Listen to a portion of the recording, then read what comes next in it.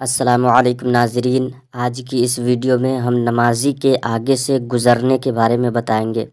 کہ گزرنے کا گناہ کیا ہے اور گزرنے اور ہٹنے میں فرق کیا ہے۔ عام طور سے مساجد میں دیکھا گیا ہے کہ دو شخص آگے پیچھے نماز پڑھتے ہیں، یعنی ایک پچھلی صف میں اور دوسرا اس کے سامنے اگلی صف میں نماز پڑھتے ہیں۔ اگلی صف میں نماز پڑھنے والا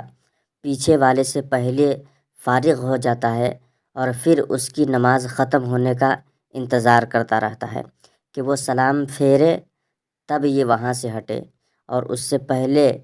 ہٹنے کو نمازی کے سامنے سے گزرنا خیال کیا جاتا ہے، حالانکہ ایسا نہیں ہے۔ آگے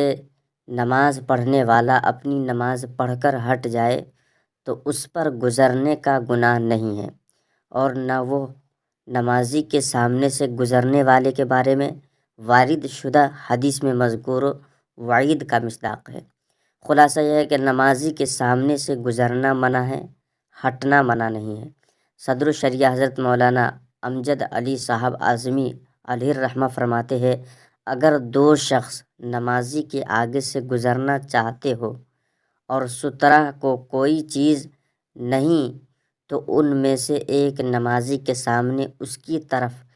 پیٹھ کر کے کھڑا ہو جائے اور دوسرا اس کی آڑ پکڑ کے گزر جائے، پھر وہ دوسرا اس کی پیٹھ کے پیچھے نمازی کی طرف پشت کر کے کھڑا ہو جائے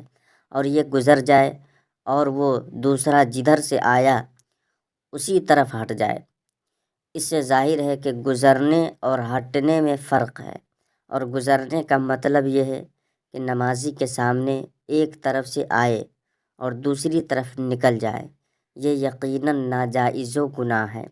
اور اگر نمازی کے سامنے بیٹھا ہے اور کسی طرف ہٹ جائے تو یہ گزرنا نہیں ہے اور اس میں کوئی گناہ نہیں ہے۔ واللہ تعالی عالم۔